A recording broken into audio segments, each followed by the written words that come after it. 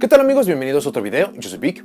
Bueno, en el video de hoy vamos a hablar sobre los decks que quedaron en la famosísima burbuja durante los últimos dos formatos. En el video les voy a comentar los decks que encontré que estuvieron en esta misma burbuja, unas cuantas cosas a su favor, unas cuantas cosas en contra, unos comentarios sobre por qué llegaron a ese lugar, su precio y unas cuantas cosas más. De esto se va a tratar el video, así que vamos allá. Antes de comenzar el video de lleno me gustaría hacer unas notas. La primera de estas es que no voy a hablar de algunos decks porque estos ya están consolidados por completo en el meta o me parece que han tenido tan buenos resultados que ya no se pueden considerar para este video. Decks como por ejemplo Gren Mayu, Rudraco, entre otros, a pesar de que puede haber torneos en los cuales no lleguen al top 32, todos los jugadores o al menos la gran mayoría saben que son amenazas para el meta y precisamente saben cómo jugar alrededor de estos. En el video nos vamos a enfocar algunos que ya llegaron al top 32 en este formato, algunos que se han quedado muy cerca pero los que considero que la gente no está tomando en cuenta y por ello es el motivo de hacer este video. Lo otro es que los perfiles y un poco de información adicional lo pueden encontrar en canales como por ejemplo de Lithium, de Simo, de Team Samurai X, Cubestar Cards, Inge Cards y muchos otros que van a estar los enlaces en la descripción. Si no son videos también los pueden buscar en páginas de Facebook como por ejemplo Carloncho Store, Ready for Duel, E-Man Games y muchos otros. Si por alguna razón estoy olvidando mencionar alguno, de cualquier manera los enlaces a estas mismas páginas van a estar apareciendo o en el video o van a estar en la descripción. Habiendo puesto en claro todo esto, ahora sí, vamos con el video. Primero que nada, hace unos cuantos meses hablé sobre los decks competitivos que yo esperaba ver para la temporada de 2019 a 2020. Sin embargo, todos esos decks que les mencioné en ese video fueron 100% mi opinión. Algunos tenían ya demostrado que tenían muchísimo juego, otros me parecía que tenían muchísima potencia, por lo que algunos pudieron haber estado erróneos y otros simplemente demostraron su valía. Sin embargo, para este video nos vamos a concentrar en los decks que lograron entrar a la burbuja o que incluso superaron esto y pudieron llegar al top 32. En conjunto de algunas cuantas menciones honoríficas porque son decks que me han pedido mucho que hable de ellos o que simplemente se han quedado muy cerca. Por si ustedes no saben cuál es este concepto de burbuja o de bubble como se conoce en inglés, cuando en un torneo, no importa si es regional, local o YCS, el récord del jugador se queda a solamente una victoria de haber podido entrar al top 32, de haber tenido un empate menos, una victoria más, una derrota menos o lo que sea que se tenga que aplicar para el tamaño del torneo, con un punto más,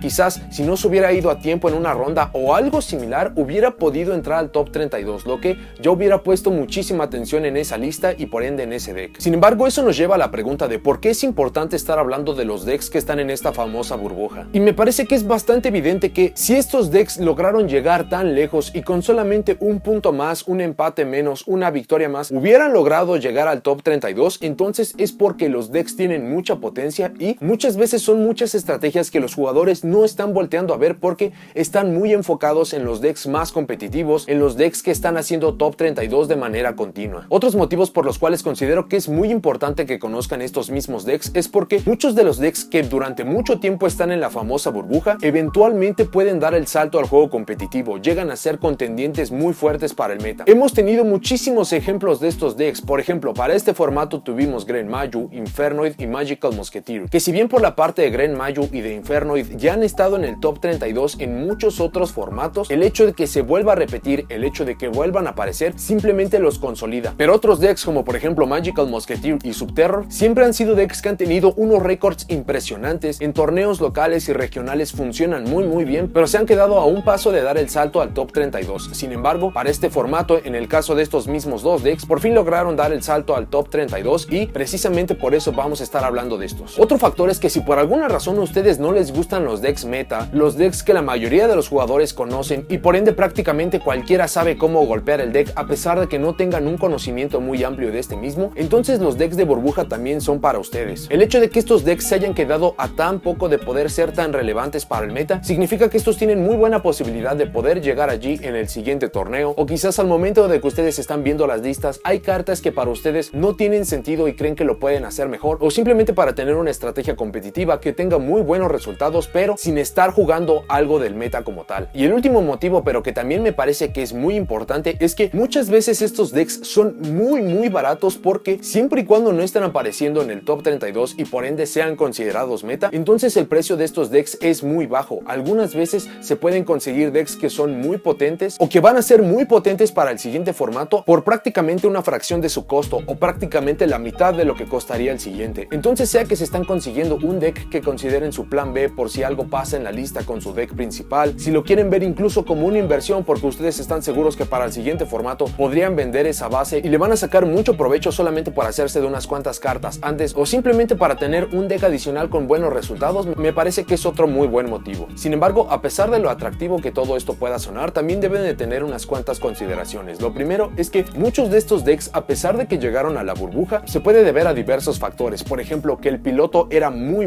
bueno y si ustedes no le dedican tanto tiempo al deck o no son tan dedicados o simplemente su habilidad como jugador no es la óptima, entonces puede que no tengan estos mismos resultados. Puede que el jugador que logró poner ese deck en la burbuja haya tenido un recorrido fenomenal, es decir, que no se le hayan trabado las manos, que haya ganado el dado prácticamente en todos sus juegos y cosas similares. Por lo que todos los decks que voy a mencionar este video, a pesar de que voy a mencionar cosas a favor y en contra, por favor estudien mucho estos decks antes de saltar a comprar uno. Creo que tienen muy buenas posibilidades prácticamente todos los que voy a mencionar, pero sí tengan muy presentes los contras que tienen estos mismos decks. Habiendo explicado todos estos factores, entonces ahora sí vamos a pasar con los decks. De nuevo, hay muchos decks que lograron entrar al top 32, aunque solamente haya sido una vez. Hay decks que solamente aparecieron en la burbuja una vez y hay otros decks que se han mantenido en la burbuja a pesar de los formatos. El primero de estos decks es el Altergeist, que es un deck que ha tenido resultados increíbles en OCG, pero increíblemente, a pesar de que tenemos muchas más cartas liberadas para nosotros TCG, no ha tenido los resultados que ha tenido en Japón. El Altergeist es una estrategia de control que se basa en el uso de efectos de monstruos en conjunto con cartas de trampa muy potentes. El juego del Altergeist puede considerarse que es algo lento, pero una vez que logramos resolver Multifaker es muy difícil que vayamos a perder el juego a menos de que el oponente tenga prácticamente el counter perfecto para esto. Tiene acceso a negaciones contra magia, trampa y monstruos, por lo que es un poco complicado poder jugar contra estos, sobre todo si el jugador tiene conocimiento de cómo funciona su deck. Entonces puede simplemente estar esperando el momento adecuado para poderles negar algo o incluso con la ayuda de algunos monstruos poder enviarlo al cementerio o regresárselo a la mano. El hecho de que se base en el uso de cartas de trampa entonces le da acceso a algunas de las cartas más potentes que tenemos en el juego, por ejemplo todas las cartas Solemn, Evenly Match e Infinite Impermanence. No solo esto, después de que están resolviendo una de estas cartas de trampa, a pesar de que nos van a hacer bastante daño al estar negando, al estar mermando nuestro campo, van a poder activar el efecto de Multifaker y prácticamente con eso se desencadena todo el deck. Sin embargo, no todo es bueno para la estrategia de los Altergeist, precisamente porque tiene que tener un buen equilibrio entre monstruos y cartas de trampa, entonces muchas veces las construcciones no llegan a ser las óptimas para poder alcanzar este mismo objetivo. Incluso si el deck llega a abrir con muchas cartas de poder, pero el oponente tiene la posibilidad de poder invocar monstruos y simplemente pasar un beatdown muy sencillo, entonces muy seguramente van a perder. Sumado a esto, tenemos muchas cartas de odio contra magia y trampa, cartas como Cosmic Cyclone, que es bastante relevante para este formato, Twin Twister, Evenly Match, una carta que nos va a llegar en unas cuantas semanas en la forma de Lightning Storm. Esto hace que poder jugar Altergeist sea un tanto complicado. Para el costo del deck, prácticamente todas las cartas de Altergeist son muy baratas. El hecho de que Multifaker haya sido golpeado a uno, esto ayudó también a su precio porque hay muy pocos jugadores de Altergeist hoy en día. El problema de esto es que para poder llevar al Altergeist a su máximo poder, al siguiente nivel, se necesitan cartas que pueden ser muy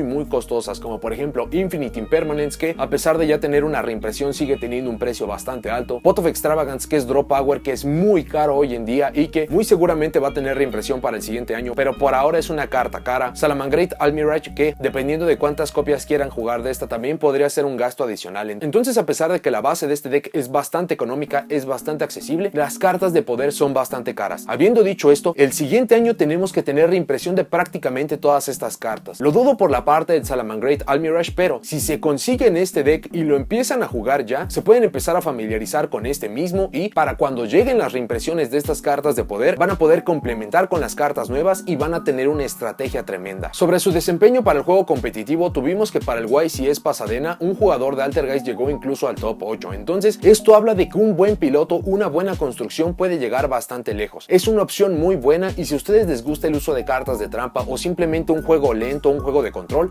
entonces este es muy bueno para ustedes. El siguiente deck es el Cyberdragon. El Cyberdragon en su concepción se pensó como un deck que siempre quiere ir segundo y quiere utilizar todos sus recursos para poder romper el campo o simplemente para poder matar al oponente con los 8000 puntos de ataque en el campo. campo. Por la forma en que ha evolucionado el juego, en el que todos los decks quieren ir primero, dejar un campo invencible y simplemente no dejar jugar al oponente, entonces por esto mismo se nos tienen que estar entregando cartas que cada vez son más potentes y que están enfocadas en ir segundo. Por lo que esta pelea me parece que está llegando a un punto medio que está bastante saludable y el Cyber Dragon es uno de los decks que más puede aprovechar esta situación. El Cyber Dragon como tal tiene muchos aspectos a su favor. Por ejemplo, este puede ir primero y dejar campos bastante sólidos, puede ir segundo y usar todos sus recursos para matar al oponente, tiene efectos que son muy potentes y que muchas veces van a llevar al jugador contrario a tomar la decisión sobre si debe de negar ese efecto, con el peligro de que el oponente todavía tenga otro efecto adicional en la mano. Y la versatilidad de este deck para poder ir por jugadas de fusión, de Xyz o de Link también le ayuda muchísimo. Además, el Cyber Dragon tiene una mecánica única que ya está en sus cartas que nos permiten romper campos establecidos. Por ejemplo, si el oponente está utilizando monstruos de tipo máquina o si tiene un monstruo en la zona de monstruo extra, entonces con una o dos cartas prácticamente le podemos robar todo el campo y en el proceso nos vamos a quedar con monstruos. Esto en la forma del Chimera Tech Mega Fleet y del Chimera Tech Fortress. Sin embargo, con todo esto, el Cyber Dragon le cuesta mucho trabajo pelear contra Floodgates, contra campos ya establecidos. Si no tienen esas características que les menciono para poder utilizar los monstruos Chimera Tech,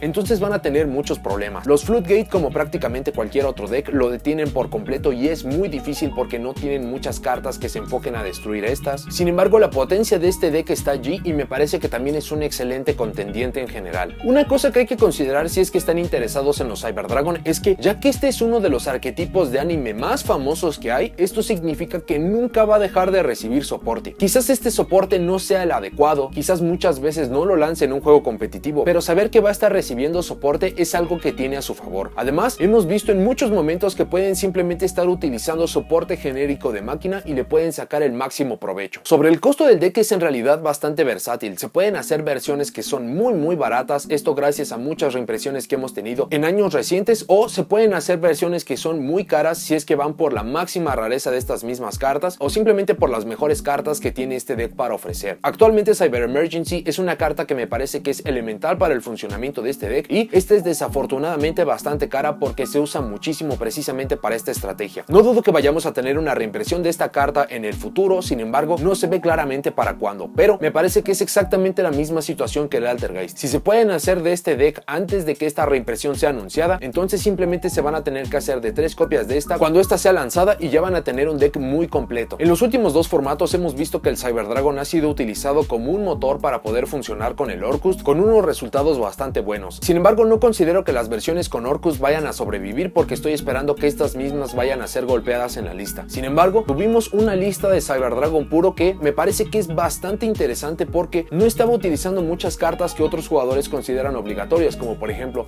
Machine Duplication. La cuenta de cartas que utiliza para su motor de Cyber Dragon para el funcionamiento de este mismo son bastante bajas considerando las construcciones promedio y utiliza muchísimas cartas de poder que le pueden ayudar a romper campos establecidos. Es una lista muy interesante y el hecho que una lista tan diferente haya tenido un récord tan importante me parece que es muy bueno para que los mismos jugadores volteen a ver esta y empiecen a experimentar usando cartas de más o usando cartas de menos. Desde hace muchos años hemos tenido siempre decks que se enfocan en ciertas estrategias. Tenemos decks de control, de beatdown, de FTK, incluso algunas estrategias olvidadas como Mill. Una de las estrategias más populares entre los jugadores es el OTK y a lo largo de los años estos mismos decks han empezado a evolucionar. Estos mismos decks en su creación simplemente se enfocaban en poner monstruos jefes que pudieran golpear por muchísimo, pero conforme empezó a avanzar el tiempo hemos tenido decks que pueden poner 20,000 puntos de daño en el campo fácilmente, monstruos jefes que no solamente son muy buenos sino que pueden destrozar campos, decks que pueden fácilmente poner los 8,000 puntos de vida del oponente con solamente invertir 2 cartas y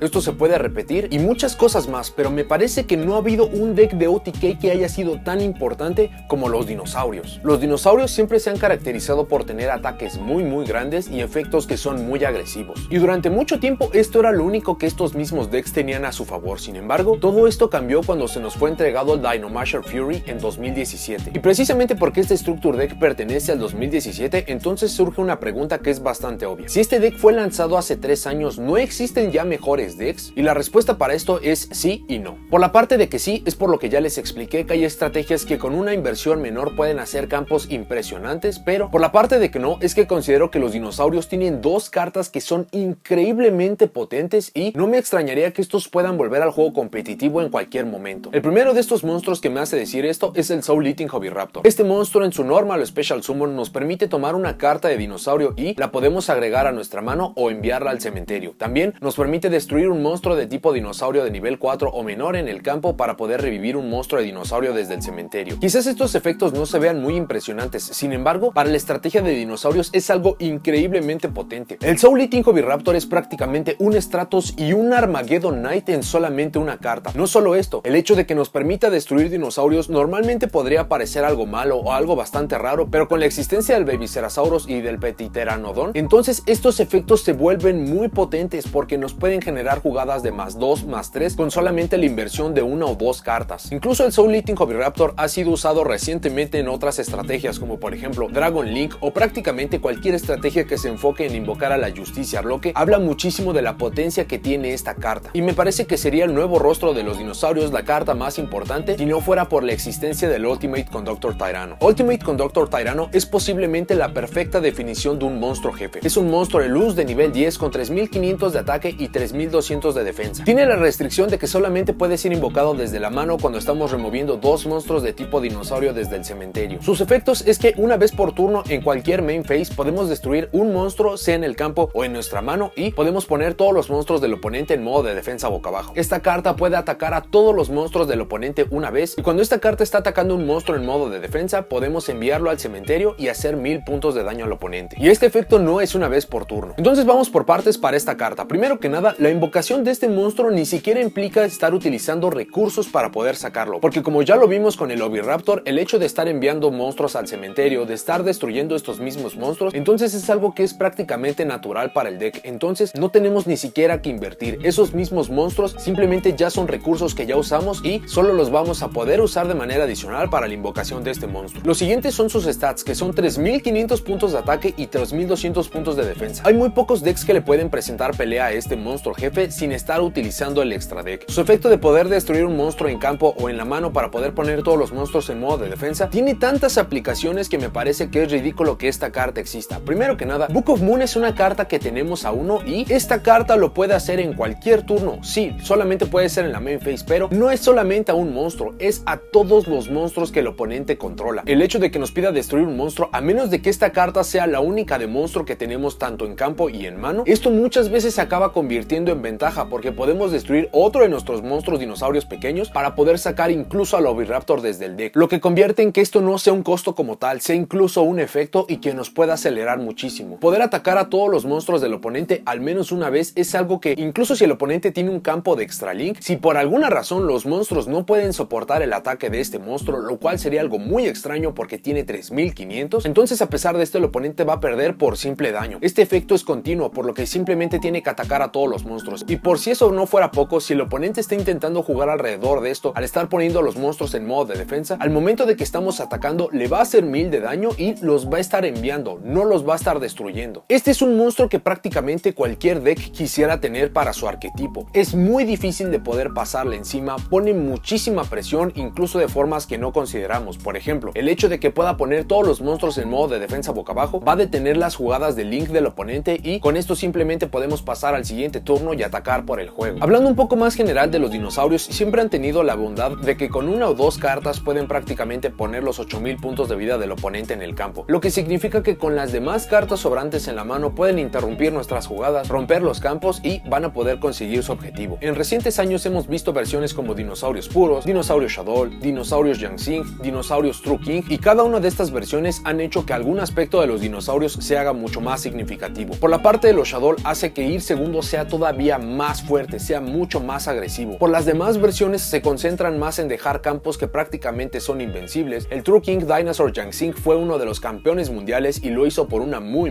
buena razón. A pesar de que este deck no utiliza mucho el extra deck, puede ir a monstruos que son fenomenales, como por ejemplo Abyss Dweller, que puede castigar a casi cualquier deck del arquetipo, el True King of All Calamities, que es prácticamente provocar que el oponente no pueda jugar por un turno, por lo que el acceso a monstruos jefes en su main deck y que también pueda ir al extra deck para tener una capa adicional, sea de interrupción o sea de control, hablan muy bien de esta estrategia. El precio de este deck es bastante bajo considerando de su potencia, ya que las cartas más importantes vinieron en el mismísimo Structure Deck, entonces no es difícil de poderse hacer de todas estas cartas a un precio muy accesible. Como muchos de los decks que voy a hablar en este video, tienen muchas cartas que pueden ser bastante costosas en este momento, como Impermanence, Fantastical Dragon Phantasm, Dismay, Pot of Extravagance, pero de nuevo, si ustedes empiezan a hacer de esta base y empiezan a experimentar con las cartas que tienen actualmente, entonces cuando lleguen estas reimpresiones se puede hacer mucho mejor. Además, este deck no tiene precisamente cartas en la lista, pero hay movimientos que lo podrían lanzar un juego increíblemente potente. Por ejemplo, el True King Litosa Gym, si llegara a salir incluso a uno, le daría muchísima potencia a este deck. Asimismo, Denglong First of the Young Sinks es una carta que les permitía hacer muchísimos combos, muchísimo control. Entonces los dinosaurios solamente se van a hacer más y más fuertes. Sería bastante inteligente que tuvieran precisamente su base. Sumado a esto, es un deck muy entretenido, es muy versátil, se puede construir de muchísimas formas y prácticamente es accesible a cualquier bolsillo. Va a depender mucho de cuánta potencia le quieran poner, cuánto le quieran invertir, pero la agresividad y la potencia de los mismos dinosaurios son de costo bastante bajo. Para resultados competitivos que ha tenido este deck últimamente, tuvimos que hizo burbuja en 2 YCS e incluso logró entrar al top 32 en el YCS Pasadena, lo que habla muy bien de este deck. Quizás hayan sido versiones de Dino Shadow o de Dinosaur True King, sin embargo este deck solamente se va a hacer más y más fuerte con el tiempo, por lo que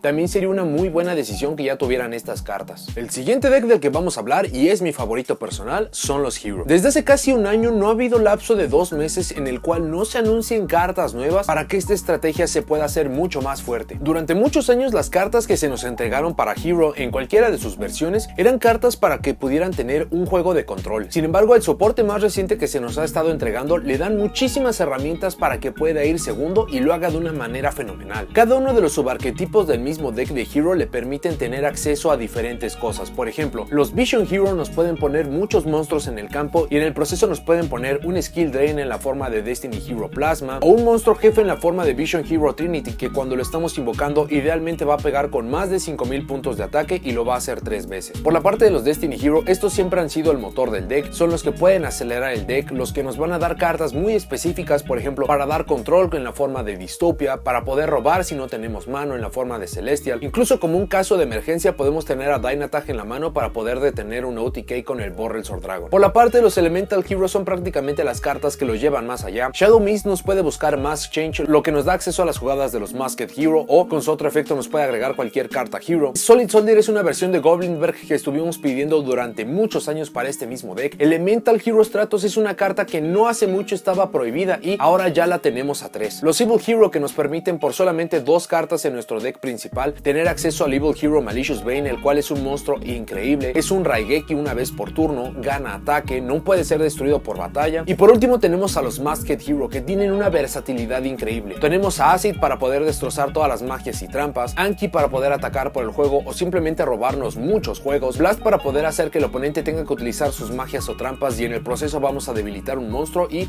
el Masked Hero Dark Law, que no permite que el oponente genere cementerio y hay muy pocas estrategias que sin cementerio pueden hacer algo. No importa si están yendo primero o segundos, si van primero pueden dejar campos de control muy buenos de la mano de Dystopia, Dark Law, Plasma, o si van segundos pueden hacer que el oponente agote las interacciones que tengan con ustedes y simplemente enfocarse a matarlo, lo cual es algo muy fácil para la estrategia. Todo esto suena bastante bien, pero el deck de Hero también es muy vulnerable a hand traps, sobre todo si su oponente tiene un poco de conocimiento de cómo funciona el deck. Hay cartas específicas que lo van a dañar muchísimo. El deck no puede prácticamente jugar contra Floodgates porque necesita poder hacer la mayoría de sus jugadas simplemente para llegar a algún lado. Entonces, si ya tenemos un Floodgate activado previamente en el campo, va a ser muy difícil que podamos jugar. Otro aspecto negativo de esta estrategia es que es prácticamente un cañón de cristal. Tenemos que poner todos los recursos en nuestro campo, sea que vayamos primero o segundo, y si por alguna razón nuestro oponente tiene algo que nos lo puede destrozar, como por ejemplo Raigeki o Nibiru, entonces prácticamente vamos a perder. Sin embargo, esto siempre ha sido una característica del Hero y esto no ha evitado que haya tenido muy buenos resultados últimamente. En la lista pasada, Elemental Hero Stratos y Destiny Hero Malicious fueron liberados, por lo que solamente queda a Hero Leaves atrapada en la lista, y no me sorprendería que esta carta sea liberada también para poder impulsar las ventas del mismo Hero, o si simplemente el juego siga avanzando en potencia y velocidad, esta carta va a poder salir sin ningún problema. Las cartas del arquetipo de Hero son tan variadas que pueden hacer muchísimas versiones y construcciones con estas. Se pueden enfocar a construir algo Elemental Hero, Vision Hero, Destiny Hero, Evil Hero. Espero que muy pronto nos entreguen los monstruos Masked Hero de main deck, pero incluso si quieren tomar versiones puras o si solamente quieren tomar lo mejor de cada uno, la verdad es que la forma de construir a los Hero es muy versátil y es un deck muy entretenido. Uno de los grandes aspectos que considero que no ayuda al deck es que de alguna forma este deck se ha empezado a encarecer muchísimo. Las cartas de Evil Hero fueron las protagonistas de lo que sucedió en el más reciente de los Legendary Duelist, que eran un short print Knight y cada una de estas cartas tiene el precio de lo que tiene una carta muy relevante para el meta. Otro aspecto que tiene a su favor es que este es uno de los arquetipos más famosos que tenemos. Es incluso muchísimo más famoso que el Cyber Dragon, aunque no tan famoso como el Dark Magician o el Blue Eyes. Pero esto le va a asegurar que no importa en qué año estemos, siempre se le va a estar intentando dar soporte, dando reimpresiones y cosas que se le parezcan. Incluso en unas cuantas semanas se nos va a entregar el Magical Hero, que este le va a dar soporte a este mismo arquetipo, y no me sorprendería que en el transcurso del año lancen todavía más cartas para este. Desde el formato pasado ha estado teniendo muy buenos resultados, y considerando que tuvimos 2 piezas adicionales para este, no es una sorpresa que el deck de Hero esté teniendo mucho mejor desempeño. Como ya mencioné, no me sorprendería que sacaran a Hero Lips a 2 copias solamente para poder impulsar la venta de este mismo, pero es un deck que es bastante relevante, tiene mucha versatilidad, es muy divertido. Me parece que el único problema como tal es el precio, pero esto es solamente considerando que no tengan ninguna de las cartas. Si ya tienen una base o si incluso ya tienen las cartas caras en la forma de los Evil Hero, entonces este deck es una muy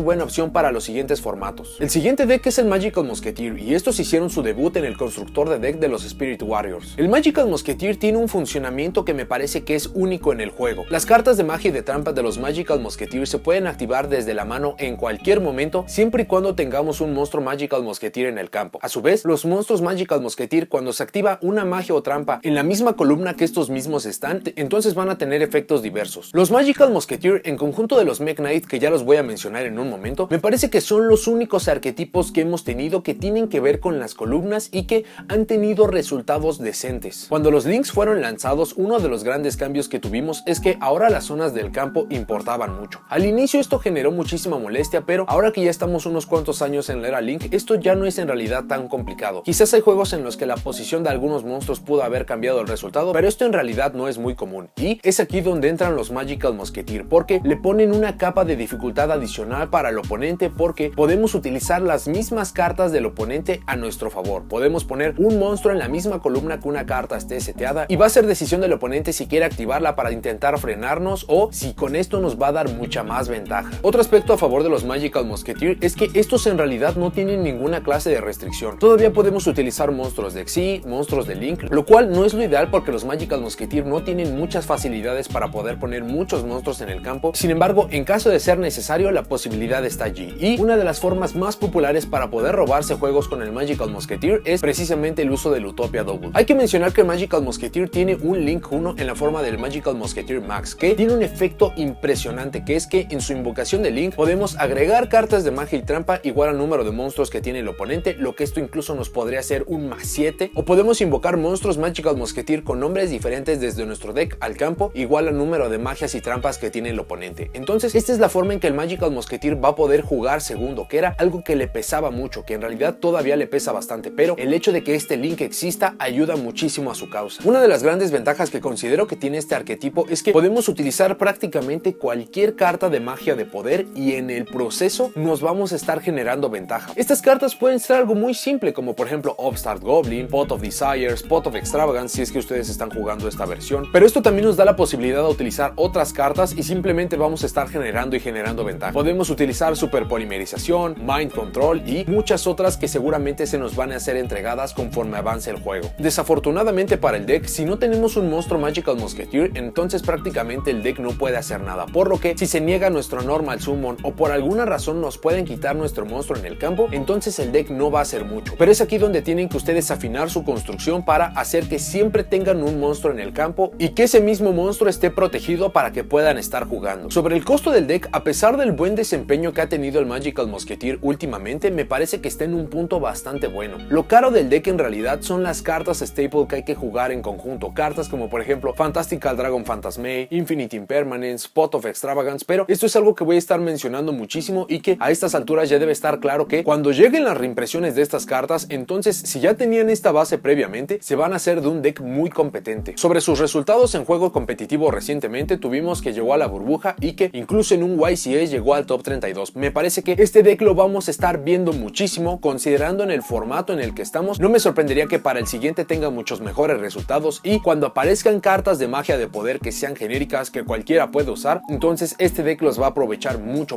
más. El siguiente deck es el Mech Knight Invoked y esta es la combinación de dos arquetipos de los cuales se esperaba muchísimo, pero desafortunadamente no tuvieron los resultados esperados. Por la parte de los Mech Knight, que es este arquetipo que quiere sacar el máximo provecho del uso de columnas. Todos los monstruos Mech Knight tienen la cláusula de que si hay dos o más cartas en la misma columna pueden ser invocados a esa de manera especial y cada uno va a tener diferentes efectos. Por la parte del Invoked, este fue otro de los decks que tuvo muchísimo éxito en OCG, pero que por alguna razón falló por completo en TCG. El Invoked se basa en un motor bastante pequeño y el objetivo es poner a Alistair de Invoker en el campo para poder utilizar Invocation y poder sacar monstruos de fusión con muchos efectos. Puede ser una negación, puede ser un monstruo de Floodgate, incluso puede ser un monstruo para prácticamente intentar acabar con el juego. Entonces esto tiene bastante versatilidad. El hecho de que se hayan juntado estos dos arquetipos me parece que es algo fenomenal. La combinación de estos dos arquetipos nos da como resultado uno de los decks más potentes yendo segundos. Va a ser muy difícil que podamos parar este arquetipo. Podemos intentar golpear a los Invoked, pero los Mech Knight van a aparecer para su auxilio y viceversa. Entonces es muy complicado poder golpear este deck. Además, como los motores son bastante pequeños, es decir, para los Mech Knight necesitamos de 6 a 10 cartas y para el Invoked es prácticamente lo mismo. Entonces esas 20 cartas adicionales, esos 20 espacios sobrantes, los podemos utilizar para cartas de poder. Cartas como Super Polimerización, Mind Control, Cosmic Cyclone, cartas de trampa como Solemns o Evenly Matched. Entonces este deck tiene muchísima potencia para ir segundo, sea que quiere romper campos, quiere acabar el juego o simplemente interrumpir al oponente para que sea mucho más fácil poderle ganar. Como tal, el deck tiene unos cuantos problemas yendo primero porque los Mech Knight solamente pueden bajar o idealmente tienen que bajar cuando hay dos cartas en la misma columna, y por la parte del Invoked, antes de la creación del Salamangreat Almirage también esto era un problema. Afortunadamente con esto ya pueden hacer prácticamente todas sus jugadas, sea que van primero o segundo, por lo que lo hace una opción muy buena a considerar, sea que por ejemplo se quieran hacer solo de las cartas Mech Knight o de los Invoked o incluso de los dos. Creo que son arquetipos muy buenos, sin embargo creo que es muy superior su uso en conjunto. Sobre el costo del deck, todas las cartas de los Mech Knight fueron reimpresos en las megalatas de su año y el Invoked fue uno de los arquetipos que más se pidió su reimpresión, por lo que ambos arquetipos tienen un precio bastante accesible y sería bastante inteligente que se hicieran de estos mismos. Sobre los resultados de estos decks, sea en solitario o en su versión de híbrido, han tenido bastante presencia en torneos regionales, pero hasta hoy no han podido hacer el top en el YCS. Tuvimos un Mech Knight Invoked que llegó a la burbuja, lo cual ya lo considero un rotundo éxito y, de nuevo, no me sorprendería que una lista o simplemente soporte en el futuro pueda hacer que este deck por fin llegue al top 32. El siguiente deck son los Mermail, y siempre que estamos hablando de esta estrategia, uno se imagina prácticamente todos los monstruos de agua que pueden hacer daño, lo cual no es erróneo, pero me parece que se están perdiendo de mucho de lo que puede hacer este arquetipo. Durante muchísimo tiempo la estrategia de Mermail se ha concentrado en poder poner los 8000 puntos de ataque en el campo, romper campos y simplemente atacar por el juego. Sin embargo, en recientes años hemos tenido muchas versiones que también pueden dejar campos desde el primer turno que son prácticamente invencibles. Antes de que entráramos a la era Link, con la ayuda del Totally Awesome tenían un juego de control muy bueno. Muchas versiones pudieron implementar el motor de los Orcus cuando todavía teníamos Nightmare Mermaid legal. Entonces esto solamente habla un poco de lo que tiene el Mermaid para ofrecer. Otra cosa a considerar es que esto es prácticamente la combinación de lo mejor que se tiene del atributo de agua en un solo deck. Entonces no importa que nos esté llegando en el futuro. Por ejemplo, el arquetipo de Deep Sea Diva que fue anunciado recientemente, este tiene un rota para esta misma carta, lo que no me sorprendería que vaya a ser utilizado en esta estrategia y lo lleven al siguiente nivel. Por lo que la estrategia de Mermail no es solamente para poder ir segundo y matar al oponente. Tiene acceso a campos muy potentes y a monstruos muy específicos que dañan muchísimo muchas estrategias, como por ejemplo al Abyss Dweller que desactiva por completo el cementerio, y otros como el True King of All Calamities, que este prácticamente hace que el oponente se salte un turno. El deck solamente se puede hacer más fuerte considerando que hay cartas en la lista que, de moverse, podrían hacer que este deck explote. Sobre el precio de este deck es bastante peculiar porque recientemente tuvimos algunas reimpresiones que hace que este deck sea mucho más accesible a prácticamente todo el público. Sin embargo, si a ustedes les llama la atención un deck que sea de coleccionistas y que tenga un buen nivel competitivo, me parece que este es el deck para ustedes. Más de la mitad de las cartas que utilizan los Mermail tienen acceso a rarezas Ultimate. Entonces, si ustedes son coleccionistas, si les gustan los decks que brillan, esta podría ser una muy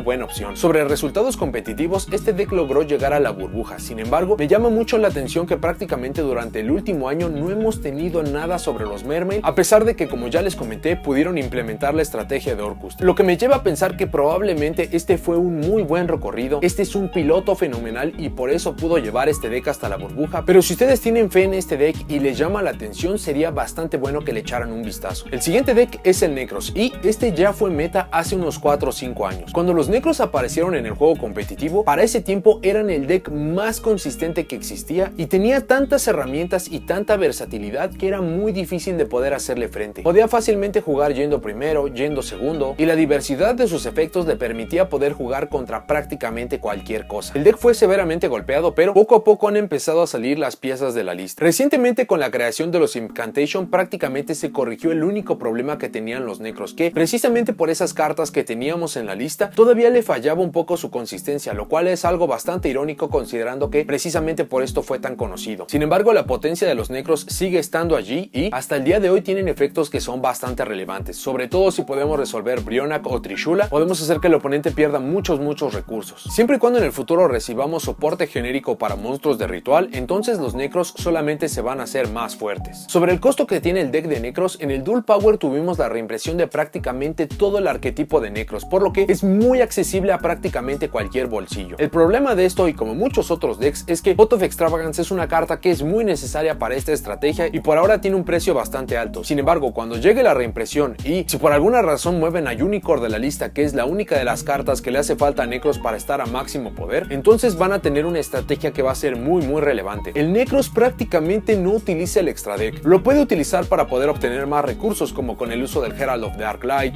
el de Entity y simplemente como algo para poder pagar costos, pero como tal el extra deck no le sirve de nada. Esto le puede ayudar muchísimo en diversos formatos. Sobre resultados en el juego competitivo, para el formato pasado tuvimos que el Necros incluso llegó al top 16 en uno de los YCS. Para este formato lo mejor que logró conseguir fue llegar a la burbuja, pero como lo mencioné al inicio del video, el hecho de que un deck entre a un torneo y luego el otro falle, pero que se mantenga en la burbuja, habla muy bien de este deck y no dudo que los Necros vayan a hacerse mucho más fuertes simplemente avanzando los formatos. Sería también una muy buena idea que se hagan de este deck. El siguiente deck es el que creo que es el más débil de todos estos, y estos son los trenes o cualquier deck que se enfoque en la invocación de monstruos de rango 10. Estos decks tienen un objetivo que es bastante simple, y es poder matar al oponente. Esto lo van a hacer con la ayuda de monstruos gigantescos y algunos efectos para hacer daño a los puntos de vida. Como ya mencioné en varios puntos del video, las estrategias para ir segundo cada vez tienen muchas más posibilidades. El problema que tienen los trenes es que son muy vulnerables a hand traps y contra prácticamente cualquier tipo de floodgate, por lo que considero que esta es la opción más débil de todas las que voy a hablar. Sin embargo, el hecho de que haya llegado a la burbuja es algo que me llama muchísimo la atención, porque si los trenes llegaron incluso a la burbuja, esto puede significar que quizás hay mucho más potencial en los trenes que no estamos viendo, o que quizás la brecha entre los decks que quieren ir primero y segundo ya se está haciendo mucho más corta y vamos a tener mucha más variedad hablando de los decks que quieren hacer OTK para el futuro. El deck de trenes se puede jugar de muchísimas formas, se puede jugar puro, con Shadow, con Time Lord, y debe de haber muchísimas más versiones, pero esas son las que considero que son superiores o más populares. No me sorprendería que en el futuro apareciera otro arquetipo de monstruos de nivel 10 que pudieran tener muy buena sinergia con estos y reciban una mejora, pero sí debo de mencionarlo, considero que este es el deck más débil a pesar de lo mucho que me gusta el diseño y el juego de los decks de trenes. Sobre el costo del deck, es desafortunadamente costoso porque las cartas más importantes todas fueron entregadas en los Legendary Duelist. Quizás algunas no son tan caras como por ejemplo el Flying Pegasus, que de este se necesitan 3, pero hay otras cartas como por ejemplo el Urgent Schedule, que esta sí se necesita 3 y esta carta solamente se está encareciendo más y más conforme pasan los formatos. Sobre su resultado competitivo reciente para el YCS Milan, que fue el YCS más reciente que tuvimos, este deck llegó a la burbuja, lo cual me llama muchísimo la atención y en verdad espero que este resultado no haya sido solamente fortuna o que el jugador era muy bueno. Me gustaría muchísimo ver que los trenes tengan mucho más juego competitivo, porque esto hablaría que el formato está completamente abierto y hay muchos decks que quizás todavía no se han explorado que podrían tener muy buena posibilidad. La siguiente estrategia de la cual vamos a hablar son los Spiral, y estos han tenido un recorrido histórico bastante peculiar. Cuando los Spiral fueron lanzados para TCG como una exclusiva, en realidad no tenían mucho que hacer e incluso se sentía casi una burla por muchas cartas que se fueron entregadas, como por ejemplo la infame Spiral Misty. Cuando por fin se entregaron todas las cartas de los Spiral, muchas de las cartas se sentían bastante extrañas, como por ejemplo Sleeper. Poco tiempo después entramos a la era Link y los Spiral recibieron una pequeña mejora, porque lo que los detenía muchísimo era que necesitaban quitar los mismos monstruos Spiral para poder enviarlos al cementerio para poder revivirlos y seguir avanzando con las jugadas. Precisamente por ser el inicio de la era Link, no teníamos links muy genéricos o no teníamos un plan al que quisiéramos ir. En el momento en el que aparece Spiral Double Helix, el Spiral se dispara a tier 0 de la noche a la mañana. Este ha sido uno de los decks más rotos que hemos tenido en la historia del juego. Con solamente una carta podíamos dejar 2 o 3 interrupciones en el campo, un monstruo jefe que no se le podía hacer nada, que nos podía destruir 2 de nuestras cartas, podíamos buscar hand traps como por ejemplo Diddy Crow y acelerarnos muchísimo el deck. Pasó el formato, el Spiral fue golpeado de manera directa e indirecta y por fin el Spiral llegó a un punto saludable. Luego aparecieron los Nightmare y los Spiral volvieron al juego. Ahora tenían monstruos específicos a los cuales querían llegar y que en el proceso esos simplemente iban a seguir generando y generando recursos. Incluso los Spiral utilizaron a Lorcust para poder hacer campos mucho más potentes. Los Spiral, si van primero, pueden dejar campos que son prácticamente invencibles con 2 o 3 negaciones, un monstruo jefe. Si van segundo, simplemente se pueden enfocar a la invocación de Super Agent o de Tough, romper campos y en el proceso van a poder matar al oponente. El deck en realidad no tiene un mal desempeño, pero es bastante débil contra hand traps precisamente por los golpes que tiene encima. Sobre la relevancia competitiva de este deck, para este formato no tuvimos ningún resultado, pero en el formato anterior sí tuvimos un top 32 con la ayuda de unas cuantas cartas de Orcust. Sin embargo, si este deck no tuvo resultados relevantes para este formato, ¿por qué está aquí? Y es aquí donde aparece el soporte que va a ser lanzado en el Magical Hero. En el Magical Hero se nos va a entregar el Magician Souls, que esta carta es prácticamente un Foolish Burial para monstruos Spellcaster, me parece que es de nivel 5 superior. Con esto podemos mandar a Master Plan al cementerio, poner un monstruo de nivel 1 en el campo, el cual en conjunto de War of Though nos va a poder buscar a Quick Fix o a Drones, que estas dos cartas están a 1, y precisamente sabiendo esto no me extrañaría que TCG moviera alguna carta Spiral de la lista simplemente para poder hacer la estrategia de Spiral mucho más potente. Por lo que a pesar de no tener un resultado competitivo reciente, estoy completamente seguro que el Spiral va a volver al juego competitivo, sea por los golpes que se le tienen que poner a los decks más competitivos que tenemos, sea por el Magician Souls, que es prácticamente soporte Spiral a pesar de que está muy encaminado al Dark Magician. Sobre el precio de las cartas de Spiral, son en realidad cartas que son bastante baratas, sobre todo porque muchas de estas llegaron en rareza baja o incluso ya han tenido reimpresión. Me parece que el problema del Spiral, como muchos otros decks de los cuales ya hablamos, van a ser las cartas caras, como por ejemplo Fantastical Dragon Phantasmay o Infinite Impermanence, y estoy esperando que el Magician Souls vaya a tener un precio muy alto. Hasta el día de hoy no tenemos confirmada la rareza en que nos va a llegar esta carta, pero estoy esperando que vaya a ser ultra y esta vaya a ser la carta más perseguida de este set. Y el último deck del cual vamos a hablar que entró en la burbuja es el World Legacy, el cual increíblemente ya tiene un campeonato de YCS en su haber. El World Legacy fue el primer arquetipo que fue lanzado cuando entramos a la era de Link, y al principio el plan de este deck era poder hacer una especie de extra Link o simplemente poder tener monstruos colinkeados que pudieran tener diferentes funciones. Conforme empezaron a avanzar los mismos monstruos de Link, el plan de este deck empezó a modificarse. Podía alcanzar fácilmente el extra Link o podía alcanzar jugadas bastante potentes de la mano de cartas como Saryuja, Arklord, Christia, Gameciel en conjunto del campo de los Kaiju y unas cuantas cosas más. Sin embargo, hay que recordar que el World Legacy es una estrategia de combo, por lo que puede tener acceso a muchísimas jugadas muy potentes. Una de las jugadas más potentes y relevantes que tenemos hoy en día es poder ir a la Justiciar y poder generar toda la ventaja que esa carta nos da. Esto es algo que se hace incluso mucho más potente cuando se está utilizando en su mismo arquetipo, que es precisamente el World Legacy. Me parece que este arquetipo no está explorado por completo porque muchos jugadores creen que ya se alcanzó el máximo poder de este deck, que simplemente no lo tienen, no le quieren dar una oportunidad, pero este deck, precisamente por ser de combo, orilla al oponente a tomar muchísimas decisiones sobre, por ejemplo, si utilizar sus interrupciones en los primeros momentos del juego o esperar a que tenga algo más potente como por ejemplo Guardragon LP, Saryuja o alguna carta que se le parezca. ¿Cuál es el campo ideal que deben de dejar contra esta misma estrategia? Porque no tienen idea de cuál es el plan que quiere ejecutar, precisamente por no ser tan conocido. Y unos cuantos factores adicionales, creo que el World Legacy tiene una muy buena posibilidad de poder dar la sorpresa muy pronto. El hecho de que haya aparecido en la burbuja recientemente me llama muchísimo la atención porque era una estrategia que prácticamente todos daban por muerta o que simplemente no se le da el mérito que se merece. El hecho de que haya ganado el YCS, muchos jugadores consideran que el piloto era muy bueno, que tuvo muy buena fortuna, que sus oponentes cometieron errores fatales, pero creo que el World Legacy tiene mucha más potencia de la que le estamos dando. Sobre resultados competitivos recientes, este llegó a la burbuja en el YCS Londres, lo cual yo espero que en conjunto de los trenes y de los Mermail, que son los decks que considero que son los más frágiles de esta lista, esto no haya sido solamente cosa de un día y los podamos ver mucho más en el futuro. Sobre el costo del deck, me parece que este es uno de los más accesibles que tenemos en esta lista. Me parece que la carta más cara que necesita este deck es prácticamente la Justiciar, que a pesar de ser una carta costosa, no se puede comparar con otras como por ejemplo Extravagance o Phantasmay. Entonces, este deck prácticamente se puede ajustar a cualquier presupuesto y dependiendo de qué cartas estén utilizando o no, de cuáles tengan acceso o no, me parece que esta estrategia va a ser bastante flexible y si bien para este arquetipo no lo recomiendo como tal para saltar sobre este y hacerse de las cartas no importa qué, sí estaría muy pendiente de qué es lo que están haciendo los decks de World Legacy porque me parece que todavía no hemos visto el máximo de estos. Y esos son todos los decks de los cuales vamos a hablar para la burbuja. Sin embargo, hay unos cuantos decks que ya tenían mi radar desde hace algún tiempo que tuvieron mejores resultados de los que yo hubiera esperado o aparecieron de unas formas que me llaman muchísimo la atención. Primero tenemos al Pendulum FTK, que todos sabemos cuál es el plan de los Pendulum. Quieren en el primer turno dejar un campo invencible con 7-8 negaciones que no deje jugar al oponente y si si va segundo simplemente se trata de agotar los recursos del oponente, poder poner al Borrel Sword en el campo o prácticamente cualquier monstruo que nos pueda llevar a este fin y atacar por el juego, lo cual pueden hacer de manera muy simple. Pero recientemente ha aparecido un FTK que con la mano de la Tempest Magician y todas las cartas de magia que nos permiten robar en el juego pueden acabar los juegos fácilmente. No dudo que esta estrategia vaya a ser tocada en la siguiente lista porque a Konami no le gustan los FTKs que son consistentes de alguna manera, pero por ahora me parece que 2 o 3 de estas listas hicieron top para el YCS Milan y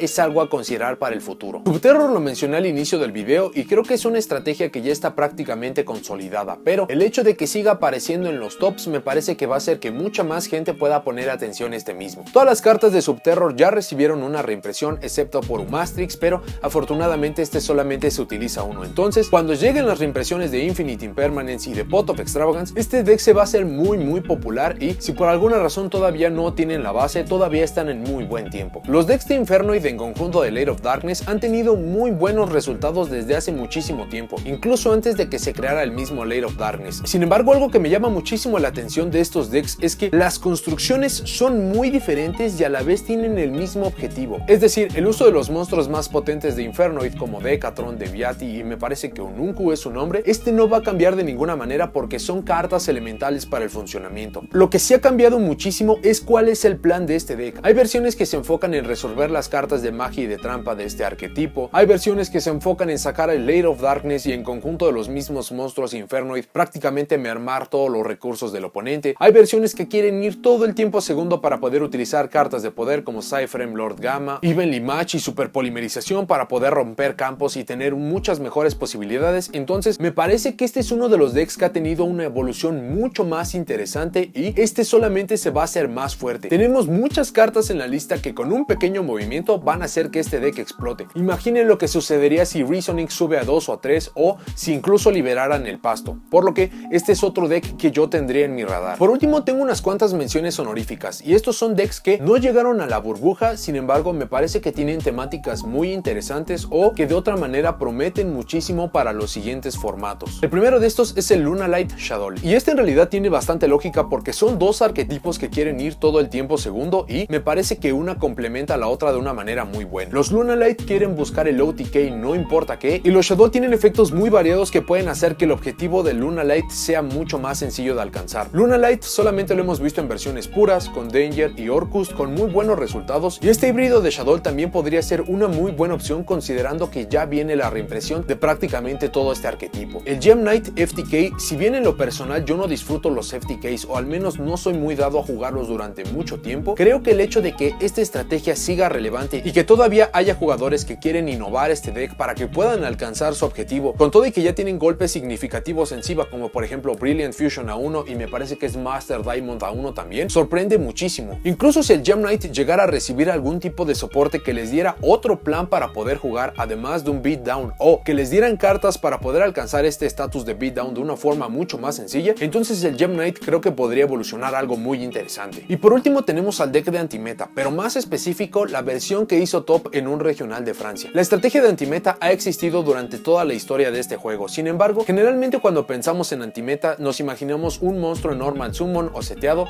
en conjunto de 4 o 5 cartas seteadas. Lo que innova un poco esta versión es que prácticamente se enfoca a poder sacar al Vanity's Fiend o al Vanity's Ruler. Con esto y en conjunto de algunas cartas que van a proteger a nuestro mismo monstruo, el juego simplemente se simplifica a estar atacando y atacando. Es una vista bastante interesante y bastante innovadora para lo que conocemos como Antimeta y si ustedes están en busca de algo nuevo, algo fresco, esto me parece de lo más original que hemos visto últimamente. Y por último voy a mencionar unos decks que no han estado en la burbuja, que no han aparecido en juego competitivo durante el último año y unos cuantos de los cuales me han pedido que hable brevemente. El primero de estos es el Paleozoic, que cuesta trabajo creer que durante el último año no ha hecho ninguna aparición. Sin embargo, el Paleozoic todavía tiene a su disposición todas las cartas de trampa que existen, tiene acceso al motor de los Frogs y en conjunto de Totally Awesome. Es un deck que es bastante potente, pero entiendo que por el último año competitivo no haya tenido ninguna relevancia. Burning Abyss en conjunto de monstruos de roca o Block Dragon Turbo, como sea que lo quieran llamar, puede dejar campos casi invencibles si van primero, como por ejemplo con Saryuja, Naturia Beast, Fossil Dyna, Beatriz y muchos otros monstruos más. Me llama muchísimo la atención que este deck no haya tenido ninguna relevancia porque promete mucho, tiene mucha potencia, pero no ha tenido ningún resultado relevante como para mencionarlo mucho más. No me sorprendería que para el siguiente año o incluso para el siguiente formato muchas cartas Burning Abyss sean liberadas y no sabemos si Block Dragon por ejemplo se va a unir con con el arquetipo de roca que va a ser lanzado en el Secret Slayers, me parece que es el nombre del siguiente constructor de decks, o si simplemente Burning Abyss va a regresar a sus raíces y se va a jugar en una manera más pura. Los zombies, a pesar del buen momento en el que están, me parece que los counters que tenemos naturales en el meta, como por ejemplo Abyss Dweller y Artifact Lancia, son suficientes para que este deck no tenga mejores resultados. Sin embargo, creo que todavía está en un muy buen momento, y como van a recibir soporte en el Ignition Assault, no me sorprendería que tuvieran mejores resultados. Quizás no lo suficiente para poder llegar al top del YCS, pero creo que sí va a tener mucha más relevancia en torneos como regionales. El Madocho es un deck que ha tenido mucho éxito en torneos locales y regionales, sin embargo, no creo que tenga la potencia para poder llegar al top en un YCS. El hecho de que tengan combos con una sola carta para poder poner los 8000 puntos de daño en el campo es algo fenomenal, y en teoría es algo muy bueno, porque una carta para poder hacer todo esto, en conjunto de 5 cartas para poder romper el campo del oponente, no dejarlo llegar a su objetivo o cosas que se le parezcan, suena muy bueno, pero estos son manos ideales. Tendríamos que tener una forma de poder corregir nuestra mano para que esto fuera mucho más consistente, pero incluso con este el Madolche todavía tiene el gran problema de que no tiene una buena jugada yendo primero. El Gladiator Beast ha tenido buenos resultados a niveles regionales también como el Madolche, pero me parece que está bastante lejos de poder jugar en un YCS, al menos a un nivel mucho más competitivo. Ya hablé muchísimo de este arquetipo precisamente en el video en el que hablo de ellos a profundidad, y me parece que estamos muy lejos de poder verlos hacer algo relevante, y esos son todos los decks de los cuales vamos a hablar en este video. También consideren que ya tenemos anunciadas varias cartas que nos van a llegar el siguiente año. Por ejemplo, Lightning Storm es prácticamente un Raigeki y un Harpies Feather Duster que van a estar a 3, y este ya demostró que tiene mucho éxito en OCG, y no hay motivos para pensar que no va a ser lo mismo para nosotros TCG. Entonces hay muchas de estas estrategias que con un Raigeki o un Harpies Feather Duster se ven mermadas de formas significativas, como por ejemplo los Hero,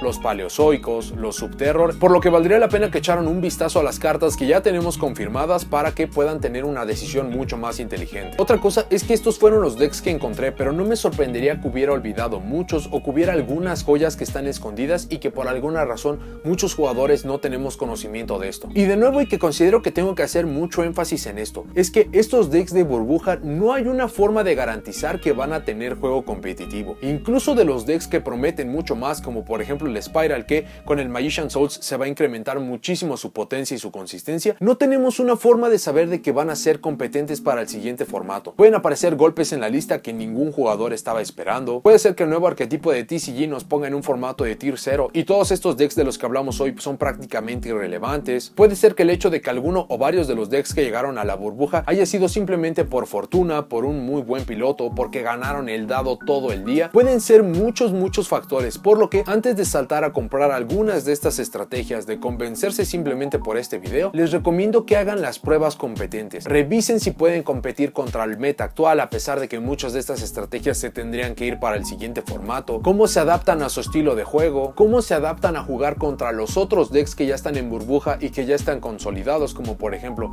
el True Draco, los Pendulum, los Subterror. Entonces todos estos factores ténganlos en cuenta para poder hacer una decisión mucho más educada, y que cual sea el deck que van a estar consiguiendo sea precisamente lo que están esperando. Pero bueno, eso es todo lo que tengo para este video. Déjenme en los comentarios qué opinan de estos decks de burbuja de los cuales estuvimos hablando. ¿Hubo algo que olvidé? ¿Hubo algún deck que olvidé? Y si ustedes están interesados, o si siquiera tienen alguno de estos decks, y cuáles son sus esperanzas para los siguientes formatos. Si llegaron hasta aquí, dejen me gusta, suscríbanse, activen la campanita para saber cuando subo nuevos videos, y nos vemos en la siguiente.